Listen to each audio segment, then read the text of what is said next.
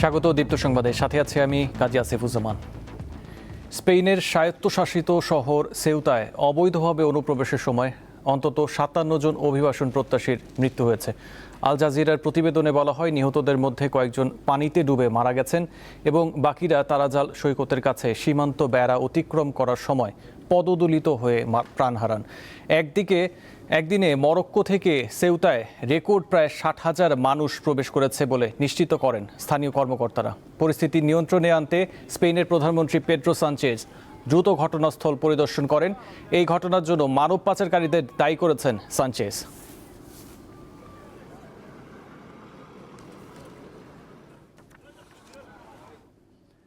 ইরানের উপর যুক্তরাষ্ট্রের হামলা আরও জোরালোভাবে অব্যাহত থাকবে এবং কোনো অবস্থাতেই তেহরানকে পারমাণবিক অস্ত্রের অধিকারী হতে দেয়া হবে না বলে জানিয়েছেন মার্কিন প্রেসিডেন্ট ডোনাল্ড ট্রাম্প। স্থানীয় সভায় শুক্রবার মেরিল্যান্ডে অনুষ্ঠিত মন্ত্রিসভার বৈঠক শেষে এসব কথা বলেন তিনি। তবে যে কোনো হামলা মোকাবেলায় ব্যাপক প্রস্তুতি নেওয়া হয়েছে বলে জানিয়েছে ইরান। পাশাপাশি যুক্তরাষ্ট্র ও ইসরায়েলের গুরুত্বপূর্ণ অবকাঠামোকে লক্ষ্যবস্তু করার হুঁশিয়ারি দিয়েছে দেশটি। এদিকে ট্রাম্পের মন্ত্রিসভার বৈঠকের মাঝেই হরমুজ প্রণালীতে মার্কিন নিরাপত্তায় থাকা 2টি তেলবাহী ট্যাঙ্কারে হামলার দাবি জানিয়েছে ইরানের ইসলামিক বিপ্লবী গার্ড বাহিনী IRGC।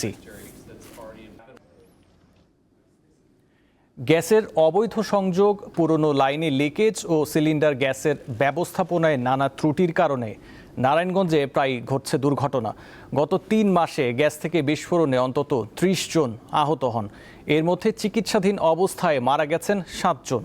এই অবস্থা থেকে উত্তরণে নাগরিক সচেতনতার পাশাপাশি পুরনো লাইন সংস্কারের পরামর্শ বিশেষজ্ঞদের। নারায়ণগঞ্জের ফতুল্লার উত্তর ভুইঘর এলাকায় গত 10 মে গ্যাস লিকেজ থেকে বিস্ফোরণ হয়। এতে দগ্ধ হয়ে মৃত্যু হয় একই পরিবারের 5 জন। 11 মে ফতুল্লার লাকি বাজার এলাকায় গ্যাস লিকেজ থেকে আরও একটি বিস্ফোরণের ঘটনা ঘটে। এতে দগ্ধ 4 জনের মধ্যে 1 জনের মৃত্যু হয়। 13 মে সোনারগাঁয়ে জেরা পয়েন্ট প্ল্যান্টের ক্যান্টিনে চুলার গ্যাস জমে বিস্ফোরণে দগ্ধ হন 12 জন কর্মকর্তা কর্মচারী। এর মধ্যে মৃত্যু হয় 2 জনের। সবশেষ 14 জুলাই ফতুল্লায় কুতুবপুর ইউনিয়নে লাইন মেরামত করতে গিয়ে বিস্ফোরণে দগ্ধ হন তিতাসের 4 শ্রমিক। বিস্ফোরণগুলো ঘটার মূল কারণটা হচ্ছে তিতাস গ্যাসের উদাসীনতা। তিতাস গ্যাসের যে লাইনগুলো ছিল সেগুলো অনেক পুরনো, অনেক বাতিল, অব্যবহারযোগ্য। ফায়ার সার্ভিসের কর্মকর্তারা জানান, নাগরিক অসচেতনতা এবং অপরিকল্পিত তিতাস গ্যাস লাইন স্থাপন ও লিকেজই মূলত দুর্ঘটনার মূল কারণ। মিডিয়ার সবাই যদি আমরা এই বিষয়গুলোকে মানুষকে বারবার এই সচেতনতার দিকে যদি আমরা সবাই মনোযোগী হই, তাহলে আমার মনে হয় যে নারায়ণগঞ্জে যে গ্যাসের যে বিস্ফোরণ, যে ঘটনাগুলো ঘটছে প্রতিনিয়ত, এটা থেকে আমরা কিন্তু কিছুটা হলেও আমরা মনে হয় যে এটা কমে আসবে যদি আমরা আমাদের প্রচার মাধ্যমটাই থাকবে মানুষকে সচেতন করা। গ্যাস লাইনে লিকেজ থাকার কথা স্বীকার করেছেন তিতাস কর্তৃপক্ষ। পুরনো লাইন সংস্কার ও ঝুঁকিপূর্ণ স্থানগুলো চিহ্নিত করার কাজ চলমান বলে জানান এই কর্মকর্তা। লিকেজ যখন আমরা ইনফরমেশন পাই, আমাদের ইমার্জেন্সি টিম আছে, তারা তাৎক্ষণিকভাবে সেখানে যায়, সেটা রিপেয়ার করে। তাছাড়া আমরা আমাদের ইয়ারলি কন্ট্রাক্ট আমরা টেন্ডার ঠিকাদার নিয়োগ করছি। নগর পরিকল্পনাবিদদের মতে প্রতিটি আবাসিক ভবনে ভেন্টিলেশনের ব্যবস্থা রাখা প্রয়োজন, কারণ পরিকল্পিত নগরায়নই পারে এসব দুর্ঘটনা রোধ করতে। বাড়িতে যেরকম ভাবে ভেন্টিলেশন বা বাতাস চলাচলের সুযোগ থাকা দরকার, বিশেষ করে রান্নাঘরে, সেই ধরনের অনেক সময় ভেন্টিলেশন বা বাতাস চলাচলের সুযোগ না থাকাতেও দেখা যাচ্ছে যে বাতাস ট্রাপে অনেক সময় দুর্ঘটনা ঘটছে। 1964 সাল থেকে নারায়ণগঞ্জের বিভিন্ন এলাকায় গ্যাস সরবরাহ করছে তিতাস। কামরুন নাহার, দীপ্ত বার্তা কক্ষ। এবার থাকছে উদ্দীপ্ত যা কিছু ভালো ও উদ্দীপনার।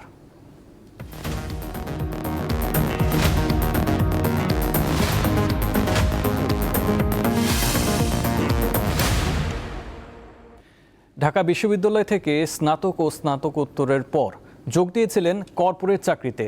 ছিল সুনিশ্চিত ও আরামদায়ক শহুরে জীবন, কিন্তু চাকরির গণ্ডিতে আটকে না থেকে নিজের স্বপ্ন বাস্তবায়নে গ্রামে ফিরে আসেন সৈয়দ আল-আমিন। দিনাজপুরের চিরির বন্দরে তিনি গড়ে তোলেন ব্ল্যাক বেঙ্গল ছাগলের বাণিজ্যিক খামার, যা এখন এলাকায় বিশাল সম্ভাবনার দুয়ার খুলে দিয়েছে। দিনাজপুর জেলার চিরিরবন্দর উপজেলার ১ নং নসরতপুর ইউনিয়নের ফকিরপাড়ায় সৈয়দ আলামিন ঢাকা বিশ্ববিদ্যালয়ে পড়াশোনা শেষ করে তিনি এখন ব্ল্যাক বেঙ্গল জাতের ছাগলের খামার তৈরি করেছেন। আমাদের দেশীয় ছাগল হারিয়ে যেন না যায় সেজন্যই তিনি বাণিজ্যিকভাবেই শুধুমাত্র ব্ল্যাক বেঙ্গল জাতের ছাগল নিয়েই তার এই খামার। আমার আসলে ছাগল পালন নিয়ে একটা আগ্রহ ছিল আগে থেকেই। আমি কিন্তু শুরু করেছিলাম ফার্ম প্যাটার্নে, যখন শুরু করলাম তখন আমি 14টা মা ছাগল আর একটা পাঠা, এই 15টা ছাগল দিয়ে আমি শুরু করলাম আজ থেকে 1.5 বছর আগে। এখন আমার তাদেরই প্রোডাকশন, তাদেরই সবকিছু মিলে কিন্তু 90টা প্লাস ছাগল।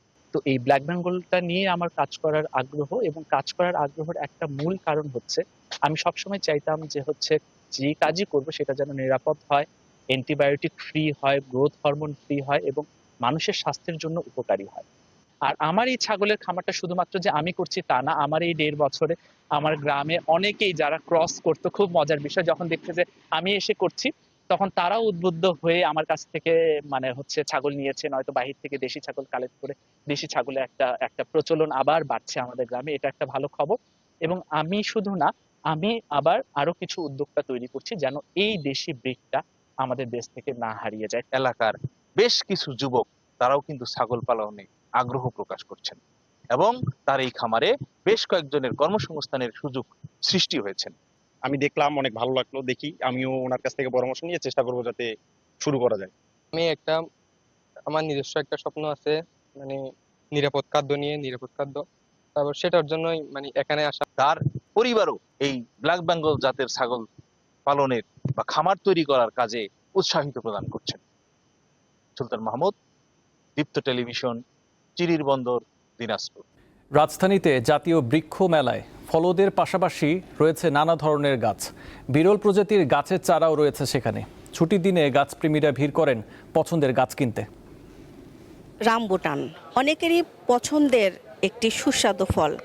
কখনো কি শুনেছেন রামবুটানের এত সুন্দর একটি নাম হয়? আজকে আপনাদের এক প্রজাতির রামবুটানের সাথে পরিচয় করে দেব। এই যে দেখতে পাচ্ছেন রামবুটান, এর নাম হচ্ছে স্কুল বয় রামবুটান। গাছের যে কত বড় আকার এবং গাছের ফল সব কিছু মিলে এর দাম নির্ভর করে। ছোট আকার থেকে শুরু করে বড় পর্যন্ত এর দাম সর্বোচ্চ 2 লাখ টাকা আছে এবং কোনো ক্ষেত্রে 2 লাখ টাকার পরেও আছে।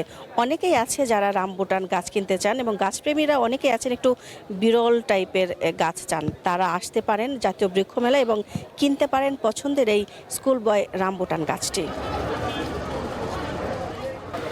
এখানে রয়েছে আপনার স্কুল বয় রামবুটান, যেটা স্কুল বয়, এটা সবচেয়ে বেশি দামি প্রজাতি। এটার দাম হচ্ছে আপনার 2 লাখ টাকা। আমাদের প্রায় অনেকগুলা চারাই সেল হয়ে গেছে। যে স্কুল বয় যে রামবুটানটা, ওইটা প্রায় 2-3টা চারা সেল হয়ে গেছে। শুধু ফলদও নয়, মেলায় দেখা গেছে বিভিন্ন ধরনের বনজ ও ভেষজ গাছের চারা। জাতীয় বৃক্ষ মেলায় দেশি বিদেশি নানা প্রজাতির পাশাপাশি রয়েছে বিভিন্ন ধরনের দুর্লভ গাছ। আধমরা, রাবার গাম, রক্তচন্দন, বাইলাম, বিঘ্নেশ সহ দুর্লভ গাছের চারা কিনতে পারছেন গাছপ্রেমীরা। এছাড়া 20 থেকে 30 বছরের পুরনো বনসাই সবার নজর কাড়ছে। বড় বনসাই যেগুলো আছে প্রদর্শনের জন্য করি, এর জন্য, কারণ বড় বনসাই যদি মানুষ না দেখে তাহলে সেই ছোট বনসাইটা কীভাবে করবে সে ওটা বুঝতে পারবে না।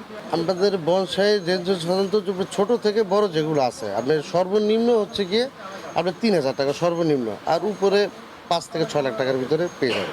9 আগস্ট শেষ হবে জাতীয় বৃক্ষ মেলা। তার আগে পরিবার পরিজন নিয়ে পছন্দের গাছ কিনতে এসেছেন অনেকেই। আগামীকাল কুমিল্লা যাবো, তো আজকে নিয়ে যাচ্ছি। এখানে আছে 12 মাসি আপনার কাঁঠাল হলো কষছাড়া কাঁঠাল, যেটা বেলটা কষছাড়া গাছ পছন্দ, জবা গাছ, কদম গাছ আর বেলি গাছ। আমাদের একটা বেলকুনি, ওই বেলকুনিতে আমার পছন্দ যে গাছগুলো আছে 25-30টার মতো গাছ আছে আর কি। তো এখন যেটা নেই, আমি কিছু ইনডোর প্ল্যান্ট নিব আর কি। দিলশা দানি, দীপ্ত সংবাদ, ঢাকা। এবারে খেলার খবর। অস্ট্রেলিয়ার মাটিতে দীর্ঘ 23 বছর পর টেস্ট সিরিজ খেলতে শুক্রবার রাত 12টায় দেশ ছেড়েছে বাংলাদেশ ক্রিকেট দলের প্রথম বহর। এই বহরে রয়েছেন টেস্ট অধিনায়ক নাজমুল হোসেন শান্তসহ মুমিনুল হক, মুশফিকুর রহিম, তানজিদ হাসান তামিম, অমিত হাসান, দলের spin coach Mushtaq Ahmed, batting coach Ashraful ও প্রধান কোচ ফিল সিমন্স। বাকি ক্রিকেটার ও কর্মকর্তারা আলাদা ফ্লাইটে আজ সন্ধ্যায় রওনা দিবেন। ডারউইনে আগামী 13ই আগস্ট শুরু হবে 2 ম্যাচ সিরিজের প্রথম টেস্ট। এরপর 22 আগস্ট দ্বিতীয় ও শেষ টেস্ট অনুষ্ঠিত হবে।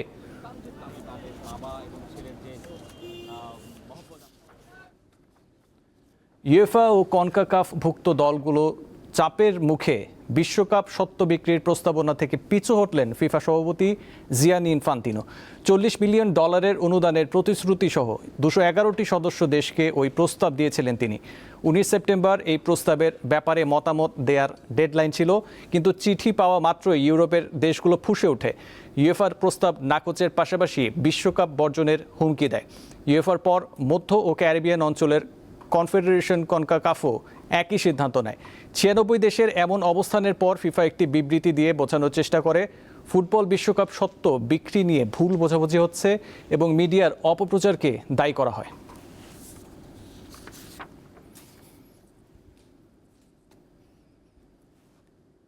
সংবাদ শেষ করব ব্যতিক্রম একটি খবর দিয়ে। শুধু ফ্যান কিংবা এসি নয়, এখন তীব্র গরমে ফ্রিজের ভেতর ঢুকে মিলবে স্বস্তি। শুনতে অবাক লাগলেও সত্যি এমন এক মানব ফ্রিজ আবিষ্কার করেছে জাপান। বাইরে কাজ করা মানুষ ও পথচারীদের হিটস্ট্রোক থেকে রক্ষায় দেশটির বেশ কয়েকটি জনবহুল জায়গায় স্থাপন করা হয়েছে এই মানব ফ্রিজ। ফ্রিজে শাকসবজি, মাছ, মাংস ও আইসক্রিম সহ নানা খাদ্যপণ্য রাখার কথা সবাই জানেন, কিন্তু প্রচণ্ড গরম থেকে রক্ষায় গোটা মানুষ ফ্রিজে ঢুকে পড়ার এমন দৃশ্য আগে কখনো দেখেছেন?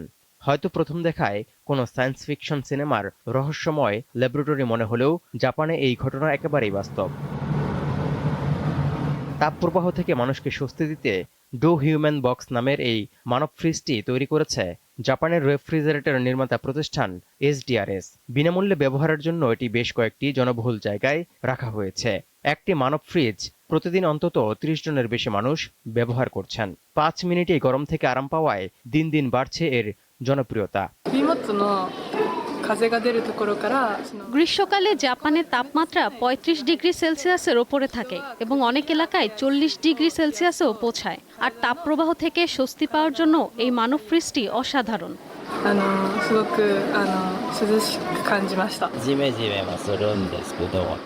মানবদেহ শীতলকারী এই বুথটির তাপমাত্রা প্রায় 15 ডিগ্রি সেলসিয়াসে রাখা হয়। 20 মিনিট পর মানব ফ্রিজটি স্বয়ংক্রিয়ভাবে বন্ধ হয়ে যায়। মূলত বাইরে কাজ করা শ্রমিক, কারখানার কর্মী এবং সাধারণ মানুষকে হিটস্ট্রোকের বিপদ থেকে রক্ষায় এটি আবিষ্কার করার দাবি উদ্ভাবকদের।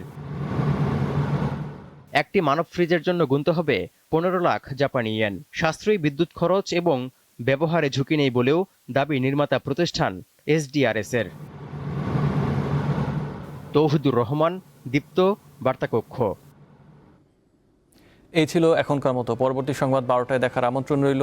এছাড়াও তথ্য বিনোদনের খবর পেতে চোখ রাখুন দীপ্ত টিভির ডিজিটাল প্ল্যাটফর্মগুলোতে। ধন্যবাদ।